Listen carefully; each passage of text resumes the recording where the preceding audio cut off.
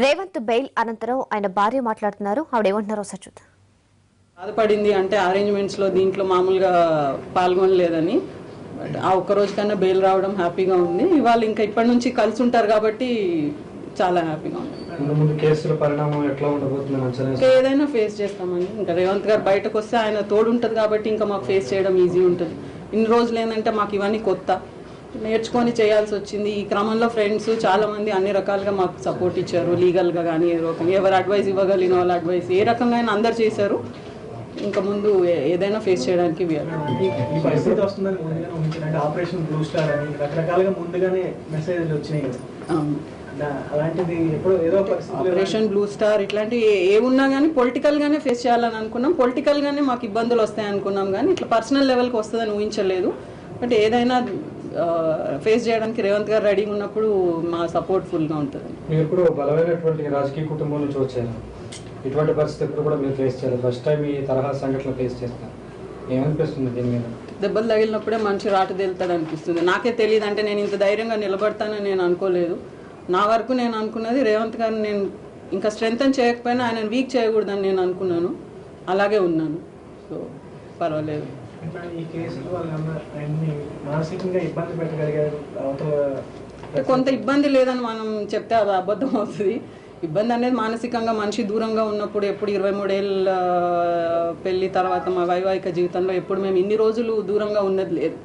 ఆయన కుటుంబానికి దూరంగా, ఆయన బయటకి అట్లా దూకుడుగా కనిపిస్తాను. Is a family man. ఫ్యామిలీకి ఎప్పుడు దూరంగా ఉండరు. అది కొంత ఇబ్బంది అనిపించినా బట్ పర్వాలేదు. ఇంకా రాజకీయాల్లో మనం ఎదుగుతున్నప్పుడు కొన్ని ఆటుపోట్లు ఎదురైనప్పుడు నిలబడి తట్టుకోవాలి.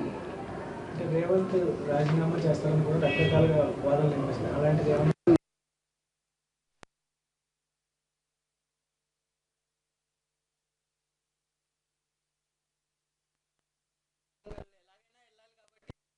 ప్రజలు కూడా వాళ్ళందరూ ఇక్కడికి వచ్చి కలిసే బదులు మేము అక్కడికి వెళ్ళడం బాగుంటుంది. వాళ్ళు ముందు నుంచైనా మాతోనే ఉన్నారు. ఇప్పుడు ఇంకా విపరీతంగా వాళ్ళకి బాధ అనేది ఉంది. మమ్మల్ని ఇబ్బంది పెట్టారు అనేది బాగా విపరీతంగా ఉంది. చూడాలి ఇంకా వెళ్ళింది. పార్టీ అధినేత నుంచి, తెలంగాణ టీడీపీ నేత నుంచి ఎటువంటి సపోర్ట్ మీకు వచ్చింది ఈ నెల రోజు? పార్టీ అధినేత నుంచి మాకు అంటే ఆ రోజే ఆయన కాల్ చేశారు, చెప్పారు అధైర్యపడకమ్మా పార్టీ సపోర్ట్ ఉంటుంది అని. అందరూ నాయకులు కానీ పార్టీ క్యాడర్ కానీ ముఖ్యంగా అభిమానులు చాలామంది మొన్న నిశ్చితార్థానికి వచ్చినా మాకు తెలియని వాళ్ళు ఎంతోమంది, అంటే వాళ్ళు రాకపోతే మేము గుర్తుపట్టగలిగింది లేదు, మళ్ళీ వస్తే మేము వాళ్ళని గుర్తుపట్టేది లేదు. అయినా వాళ్ళ అభిమానానికి చాలామంది వచ్చి వాళ్ళు ఎక్స్ప్రెస్ చేశారు. పార్టీ కూడా 100% వాళ్ళు మా వెంటే ఉన్నారు.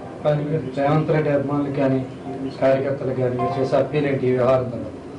అప్పీల్ అంటే ఆయన ఏదైతే ప్రతిపక్ష నాయకుడిగా ఆయన పోరాడతారన్న పేరుందో అది ఆయన నిలబెట్టుకుంటారు. ఎవరు దాని గురించి అంటే ఈ దెబ్బతో ఆయన ఏదో డౌన్ అయిపోతాడో వెనక్కి తగ్గుతాడని అనుకోవాల్సిన పని లేదు.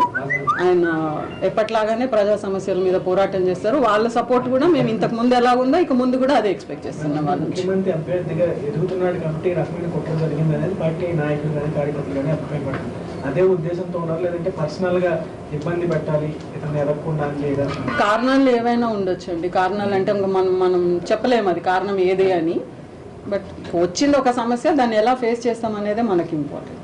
ఈ నెల రోజులు జరిగినటువంటి గాయంతో రేవంత్ రెడ్డి సత్యమని మళ్ళీ రాజకీయ ఆమె క్రియాశీలకమైనటువంటి భూమి పోషించారు. అలాంటిది ఏం లేదు. రేవంత్ గారికి ఎప్పుడైనా బ్యాక్ సపోర్ట్గా ఫ్యామిలీ ఉంది. నేననే కాదు, టోటల్ ఫ్యామిలీ, మా ఫాదర్ వైఫ్ కానీ వాళ్ళ బ్రదర్స్ కానీ మా బ్రదర్స్ కానీ అందరూ ఎప్పుడైనా మొదటి నుంచి ఆయనకు సపోర్ట్ ఉంది. అది అలాగే కంటిన్యూ అవుతుంది. నా ఒక్కదాని పాత్ర అని కాదు, టోటల్ కుటుంబం ఎప్పుడు ఆయన వెండంటే ఉంటుంది.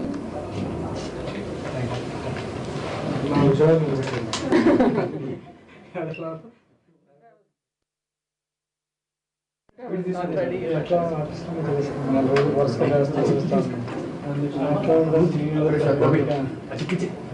ఉంటుందంటే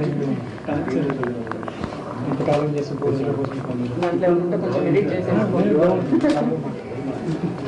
నెల రోజులు ఆయన లేకపోతే బాగా వచ్చింది ప్రాక్టీస్.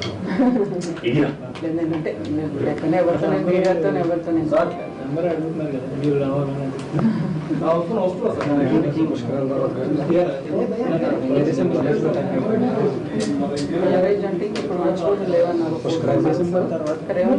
లేనప్పుడు ఇంకా 4-5 నెలలు వచ్చిన తర్వాత డిసైడ్ చేస్తాం. అంతే లేవా? లేవన్నా 4 months నవంబర్ వరకు లేవన్నారు. నవంబర్ 14th నుంచి మళ్ళీ 30. ఆంధ్ర నుంచి కూడా లేదు సపోర్ట్ వచ్చింది, బంగ్లాదేశ్ కూడా ఇచ్చే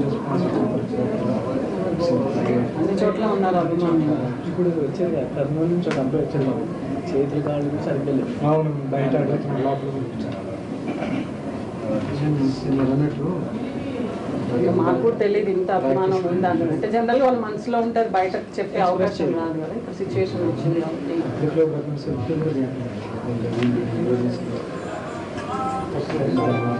అదే డైనమిక్గా ఎక్స్పెక్ట్ చేస్తారు కదా వచ్చిన తర్వాత. అదే ఫాదర్ కూడా మాట్లాడారు. చెప్పాను, నువ్వు చెప్పలేదు, నేను ఇంకోసేపు అయ్యాక వచ్చేవాడిని కదా.